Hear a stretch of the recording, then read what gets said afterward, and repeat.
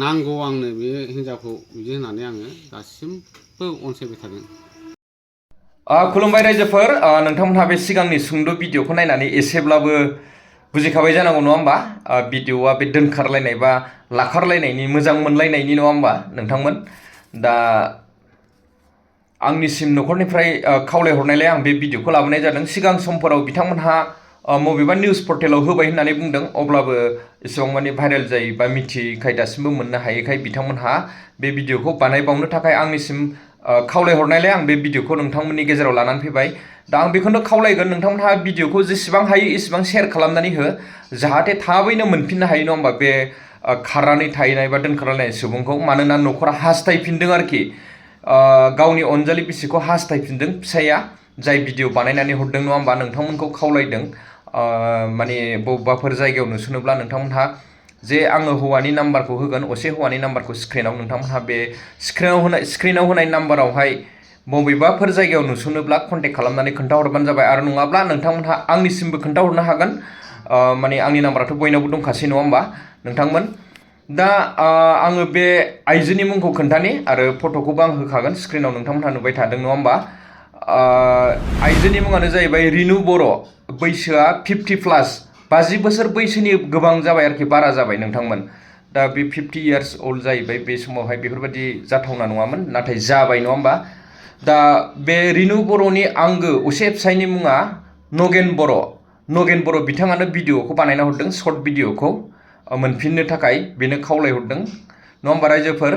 Again बर'नि आंगो बिसि रिनु बर', बैसोआ 50+, 50 बोसोर बैसोनि बारा जाबाय नङा होमबा। एड्रेसखौ आं खोन्थानि, गामिया रांगागरा, पिअ महनपुर, डिस्ट्रिक्ट अदालगुरि, आसाम। पिन क'डा जाहैबाय 784509 नोंथांमोन। बिनि फुल एड्रेसा बेनो। बेनिफ्राय जाय हौवाजों खारफादों नङा होमबा, नोंथांमोना सावगारियाव नुदों बे थफि हमलायनायानो दोनखारग्राया। मानसिनि महरखौ नायबानोथ' बैसोखौ मिथिखायो नङा होमबा बयबो। दा नोंथांमोनहा एसेब्लाबो हमनो हाबाय जागोन बैसोखौ। बिनि मुङानो जाहैबाय अजय दैमारि, दोनखारग्रा हौवानि मुङा अजय दैमारि नोंथांमोन। दा बिनि गामिखौबो आं खोन्थाहरनि, काबिरालि उत्तर कायाबिल गामिया नोंथांमोन। आं खोनाफेरदोंसो, दिनैसो खोनाफेरदों नोंथांमोन, माने सिगां समफोराव आं खोनाफेराखैमोन। आङो बे उदालगुरि साइडनिखौ इसेबां माने मिथिनाय जाया नालाय। दा प्रनाउन्सियेसनफ्रा मिस्टेक जादोंबा नोंथांमोनहा निमाहा होबानो जाबाय। नोंथांमोनहा बिथांमोनहा मिथिगौ एसेब्लाबो मिथिखाबाय जागोन नङा होमबा। अजय दैमारियाबो 50नि एबाव जाखाबाय, 50+नि बारा जाखाबाय नोंथांमोन बैसोआ नङा होमबा नोंथांमोन।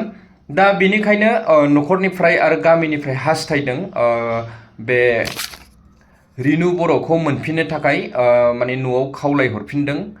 आरो रिनु बर' आरो अजय दैमारि नोंथांमोनहा जुदि बे भिडिअखौ नुसनदोंब्ला थाबैनो नोंथांमोनहा न'आव फैफिननांगौ।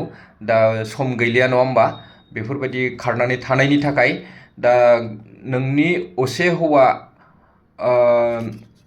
नगेन बर' बिथाङाबो खावलायहरफिनखादों नङा होमबा, आरो नागिरगासिनो दासिमबो। बेनिखायनो नोंथांमोनहा जुदि बे भिडिअखौ नुदोंब्ला नोंसोरो सानैबो न'आव फैफिननांगौ। अजय दैमारि बिथाङा बे हिन्जावखौ, आइजोखौ दोनफैफिननांगौ गावनि। खुलुमबाय, आंनि नामा नगेन बर', आंनि गामिनि नामा राङागरा, डिस्ट्रिक्टआ उदालगुरि। थांनाय जानुवारि 14 थारिख खालि आंनि हिन्जावा हाथाय जानो होननानै थांदों। संग्राय सान्द्रि बायनो होननानै थांदोंमोन। बे बारनिफ्रायनो आंनि हिन्जावा गैया, गोमानानै दङ, फैफिनाखै। नैबेखायनो आङो बेखौ रिक्वेस्ट खालामदों, नांगौ आंनो बे हिन्जावखौ।